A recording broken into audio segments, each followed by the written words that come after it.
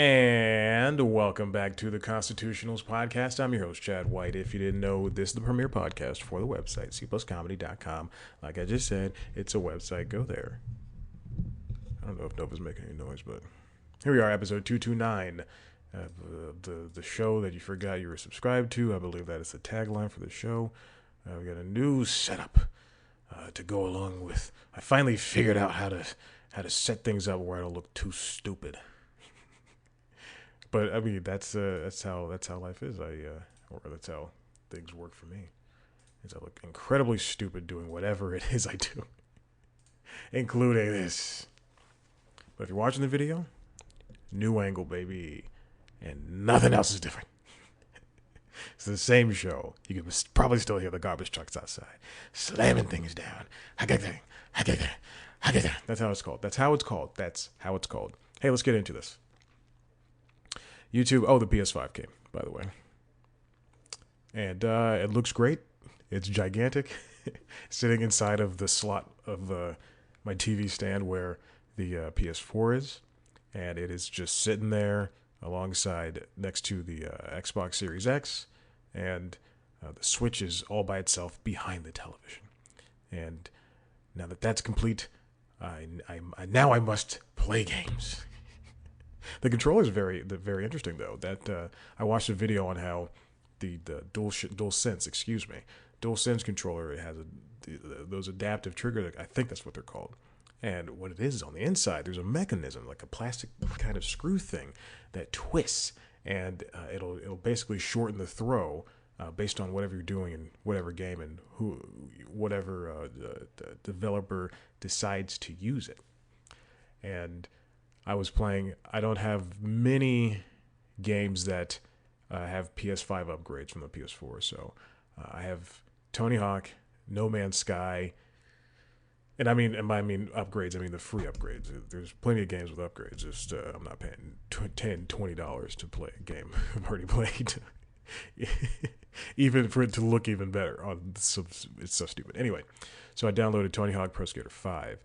And also, it's incredibly confusing when you get the PS5, because on the Xbox Series X and the Xbox Series S, when you download games that were made on Xbox One and they have this next generation version on the Xbox, they just download the version that works for your Xbox best. So you can download the 360 or the Xbox One version, but if there's a Xbox Series X version, like there is for Borderlands, or Gears, or Halo, or Forza, I'm going to name something else. I need one more. I will name one more, and that'll be it. You hear me? I can't think of one. I can't think of one at all. The Mass Effect collection. So if there's, or even, this is how I learned in the case of the MLB The Show 21. If there's an Xbox Series S or X version, then it'll download that one in lieu of downloading the Xbox One version. But on PS5, it just downloads both the PS4 and the PS5 version. So now on that 825 gigabytes, 40 is taken up by Tony Hawk's Pro Skater 1 and 2 on both the PS4 and the PS5. And then I couldn't figure out which one to load up. And then I couldn't figure out how to get my saves to work on the PS5 one. It's crazy. But now things more or less work. More or less. But still, I threw in Spider-Man, Marvel's Spider-Man, the first one, not the Miles Morales one, and that was and I knew that the cloud saves were on the console, but it still had trouble recognizing that. And so then for 2 days I said, oh, you know what, I'm just not gonna try that one and see how it looks. And then I loaded up yesterday on Sunday, the 23rd. So the 20 let's see, the 23rd. So the 21st is when I put in the disc for the PS4 Spider-Man. Then I loaded up on PS5 again 2 days later, and then it finally works. The save game works. So anyway, that's the saga of what I've been doing. There's nothing going on in my life. That's why I spend all of the very little money I have on video games and food. To be fair, on food. So let's get into this. Speaking of spending money, oh god, my voice sounds so good. Ooh yeah, baby. This angle looks so good. Looking at myself in the computer monitor here. This next one comes from Nelly Andriva over at Deadline. YouTube to phase out most originals, double down on creator generated content. So the writing was on the wall. There had over the past couple of years, YouTube started out as YouTube Red, not YouTube. YouTube Red.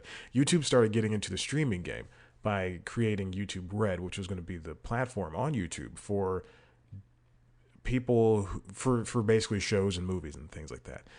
The shows and movies, some of them were great and went on to do great things like Cobra Kai, which was eventually sold to Netflix.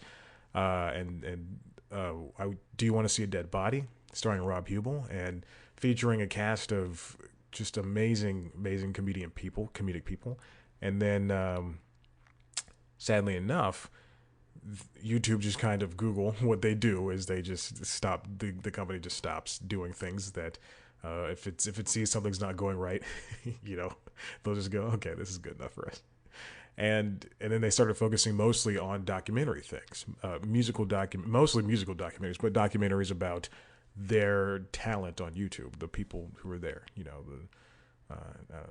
I don't know any YouTubers anymore because I have taken it into my own heart to unfollow or to unsubscribe from a bunch of people. But anyway, so YouTube had already previously been doing the premium business for a long time, but without naming it under YouTube Red. Then they eventually became YouTube Premium, and then focused on that. But prior to that, they were already paying people to do quote unquote YouTube Originals before they actually named it YouTube Originals and YouTube Red and YouTube Premium and all that stuff. Oh yeah, there's a Step Up. There was a Step Up TV show. Man, that's crazy. And if I recall, Cobra Kai and Step Up, for what it's worth, were really well produced and good. So unfortunately, they have been kind of quiet on that front when it comes to the originals, and now we're getting word that they're basically just stopping this stuff. It's for the people who are on YouTube essentially to make the stuff. YouTube's return to its roots as a platform the platform for user-generated content is complete. Following the news that YouTube global head of original content Suzanne Daniels has resigned after more than 6 years, YouTube Chief Business Officer Robert Kinkel just announced the streamers retreat from original programming to focus on creator-driven initiatives such as Creator Shorts Fun, Black Voices Fun, and live shopping programming. Jesus. Oh my God, what is going on in this world? Let's see. So there's a tweet from Kinkel, and the name is KYNCL, so I assume it's Kinkel. And I don't care about saying it right. Today there are over 2 million creators in the YouTube partner program, and our creator community has never been more successful. We've paid more than $30 billion to creators, artists, and media companies over the last 3 years. But if you notice, a lot of people, by having 2 million creators, that makes it sound like people are making a lot of people are making a living off of this, when in fact a lot of people are not. And then besides the creators program, there's also the advertising you can do in video. There's also sponsorships outside of YouTube and all that stuff. 2 million creators, you still have to have, I think, like 10,000 subscribers and enough people watching that you are able to get the previously mentioned ability to advertise commercials before, in the middle, and during your video, which is different from advertisers, paying you to do ads inside of the video programming that you create. They say there's a lot of growth opportunities and things like that, but I think the bigger story here is them stepping outside of the originals platform and just going, hey, we're going to do more regular stupid stuff, which is insane. And so now we're going to the biggest story. I did not start a timer, which is my fault, so I have to look at the recording time on OBS over here. And I guarantee you can probably hear the recycling truck outside now. Very loud. YouTube, oh, excuse me, Microsoft has purchased Activision. Now, the story was broken by the Wall Street Journal last Monday, I think, January 18th. It was a rumor. It was like, so Activision has been in a bit of a pickle. A bit of a pickle for the past couple of months. There has been a lot of essentially proven allegations over there saying that leadership and just generally the atmosphere was just kind of broy, and there were a lot of mistreatment of women and people. Or, like I'm saying, women are different from people. That's like when Mitch McConnell last week said, he said black Americans were different from, like, he said regular Americans. It's, yeah. Anyway, that women and other workers were mistreated over there, and basically no one did anything about it, and like a lot of people were mistreated, and a lot of people were a part of the mistreatment itself.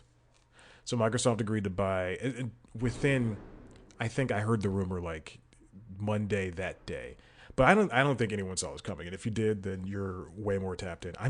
If you're watching the video and you see me adjusting my headphones multiple times, I just washed my hair and I don't want the headband to press down on my hair and to make it flat. That's what I have to deal with.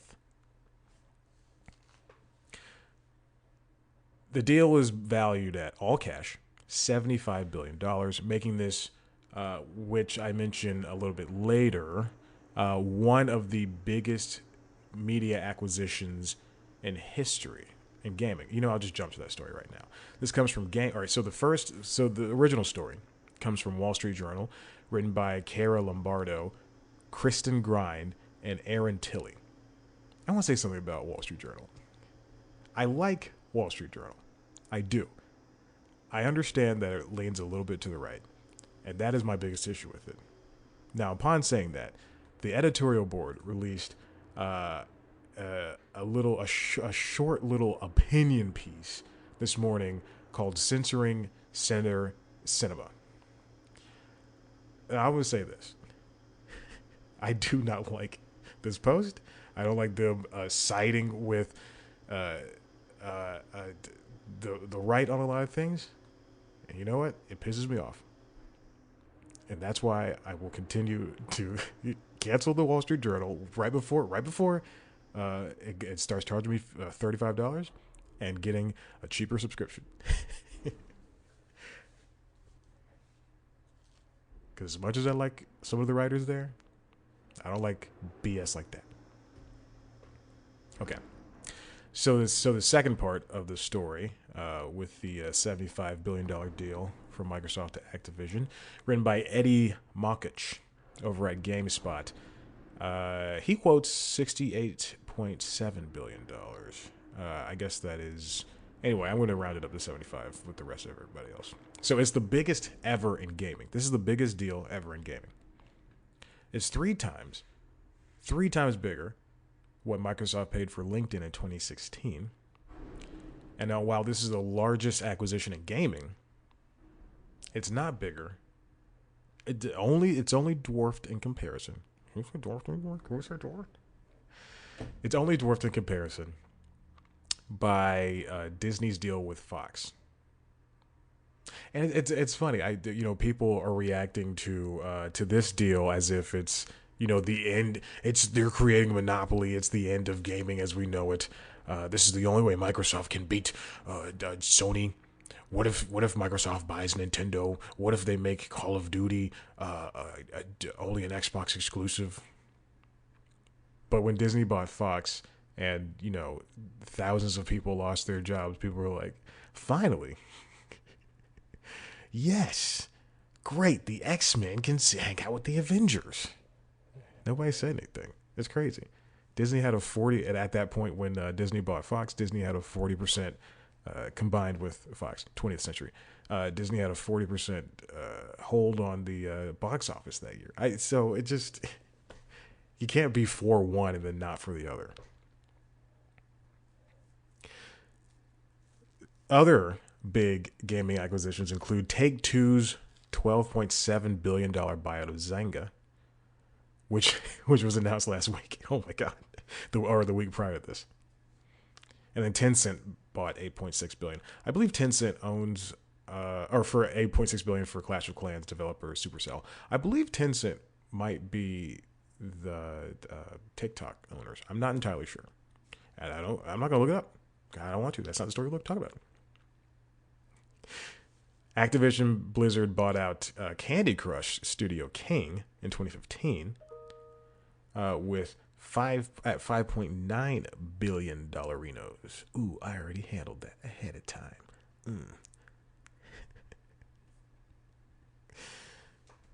It's great. I'm good. I'm good at what I do. Yeah. EA paid out $860 million to acquire BioWare. You know, it's. I also think of. I think I saw a headline last week that said EA and Blizzard, prior to the Microsoft deal, were talking about consolidating and becoming a company because EA has had its own issues as well, which would make sense. They're both companies are just obsessed with making money via the little boxes and little deals. Oh, so the deal is valued at $68.7 billion after adjusting for Activision's net cash, said Microsoft. So continuing on, Microsoft had to. So obviously, after this was announced, Microsoft is, people were like, this is going to be the end of gaming, all that stuff, and I just mentioned. And again, Disney bought 20th Century Fox. No one batted an eye. I just quoted the Joker from The Dark Knight. I don't know. Let me go pause the video so we can go watch that movie again. Microsoft put out a statement basically quelling fires, saying we're going to honor this. This comes from news.xbox.com from Xbox Wire, written by Phil Spencer, the CEO, who basically turned the ship on Xbox when during the Xbox One period, when they were focused on TV and entertainment. Although I do miss the HDMI in port on the Xbox Series X. God, the Xbox One, the original with that HDMI in, you can watch cable through it. It was just a waste of energy. But you know what? It's so convenient. Especially like being in college and just being able to plug in like a Chromecast or something. Or like another device, what have you, through that port. Obviously, there's a little bit of lag and latency, but who cares?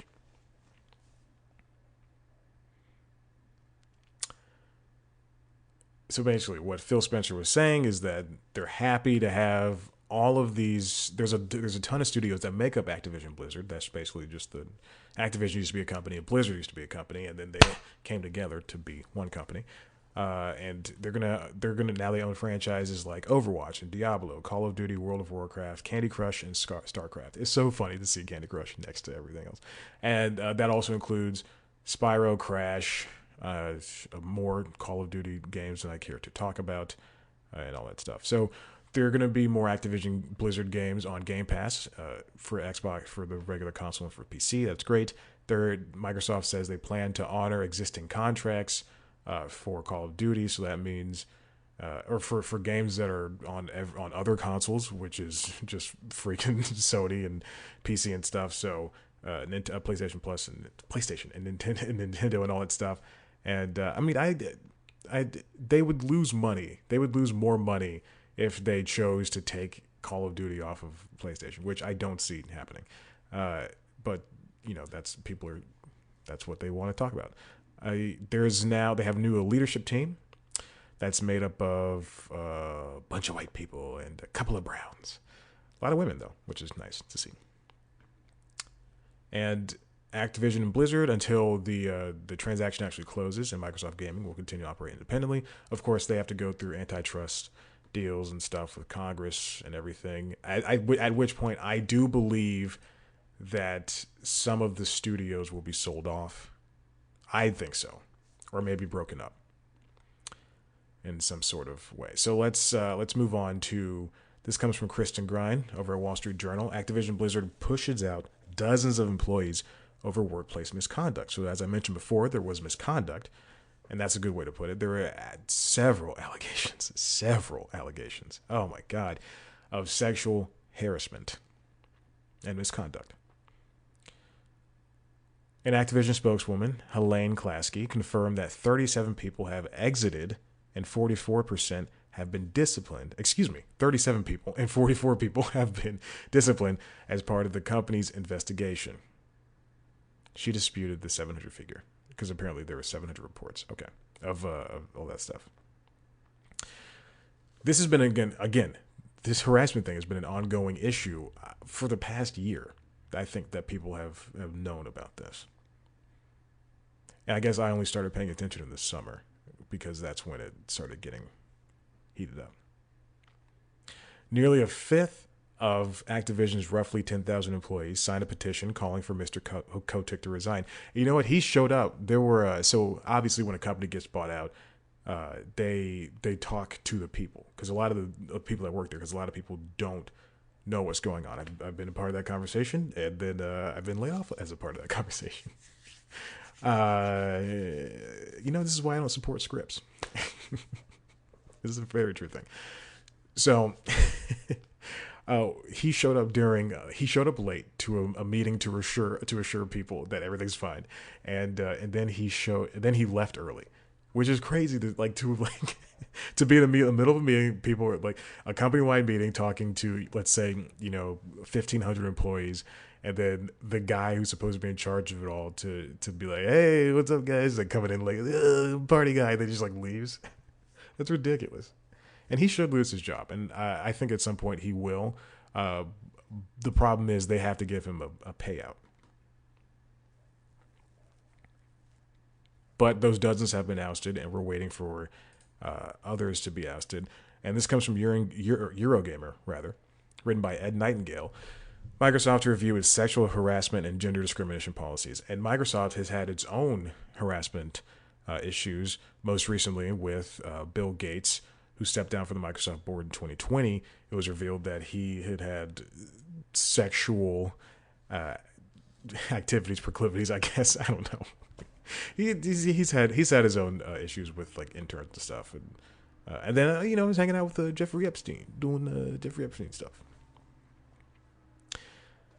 The review is in response to an advisory shareholder resolution during the 2021 annual shareholders meeting and will be carried out by law firm Arendt Fox, as shared in a document from Microsoft.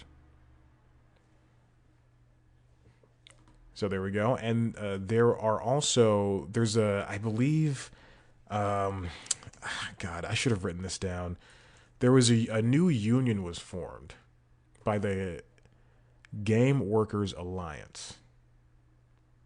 And I will link to The Verge on this one. Actually, you know what? I'll link to Polygon because that has the oldest article. Whatever one I see first is the one I give the credit to. I saw one from December. My God. Raven Software QA workers unionize within Activision Blizzard. This comes from Nicole Carpenter. The QA workers are the ones who work on Call of Duty Warzone. And by QA, I mean quality assurance. What QA workers do is they make sure the game is playable or aspects of the game are playable and run right. So they'll be doing, God, I was a QA person for Scripps property, for a now Scripps property. Let's see, essentially what they do is they just play a part of a game or the entire game or whatever. They do the same thing over and over to make sure that there are any bugs, make sure that they can replicate bugs that need to be fixed, things of that sort. So those people have been on strike since early December after Activision Blizzard denied new contracts for 12 members of the team. The strike of, quote, several dozen workers, according to Washington Post, has no end date, and management has yet to respond to workers' demands. So the new union is called, or they're working with the Communication Workers of America. They call themselves the Game Workers Alliance, the QA people, and it's the first group of workers to form a unit under Activision Blizzard. Now, workers are asking the company to voluntarily recognize the union, which has support of the, quote, supermajority of Raven Software QA workers, 78% of the eligible workers. In Activision Blizzard, this comes from an update in the same article, has issued a statement regarding the Game Workers Alliance request for voluntary recognition. Activision is reviewing it, blah, blah, blah, which seeks to organize around 3 dozen of the company's nearly 10,000 employees. I said 1,500 employees from Activision Blizzard, which is way too low based on how many studios make up that entire company. Whatever. I'm sorry. And then Activision basically says we raised pay, we gave them time off, and we're just trying to see if this is applicable to us. Which, I mean, game, just like any medium or type of job, everybody needs a union, and companies try to scare them away, try to scare away people from signing up for things, for unionizing and everything, and it makes sense for them, but for the workers, it just, in the long run, it's better for them to go with unions, especially in video games, especially in blue collar jobs like working in a factory, because unions can help you out in ways that working for a regular company can't. Although police unions, we know that those things can be tricky little bees. I mean, because police officers can do some pretty bad things and then continue to work. Anyway, so this comes from the Hollywood Reporter, George Zalai. Activision stock gets analyst upgrade to on win-win Microsoft deal as Electronic Arts next. So again, this continues with the narrative that this is consolidation, and are there going to be more studios that have to sell in order to become, I guess, profitable again. I mean, if you didn't watch the CNBC stocks, Activision Blizzard stocks basically just jumped exponentially the day this was announced, and the same thing happened for Microsoft stocks. But the Activision Blizzard stocks just skyrocketed. Let's see. The consolidation will continue, and now EA is being looked to next. One analyst notes scale matters in dynamic industries such as video games. Who's next? Based on today's events, we would think Sony would at least want to kick the tires on Electronic Arts or Take-Two, as the number of independently owned billion-dollar franchises with cross-platform potential become more scarce. Because video games are important, and especially over the pandemic, they've really became a way for people to escape, for lack of a better term, or lack of better phrases. Have I gotten everything? I think I did.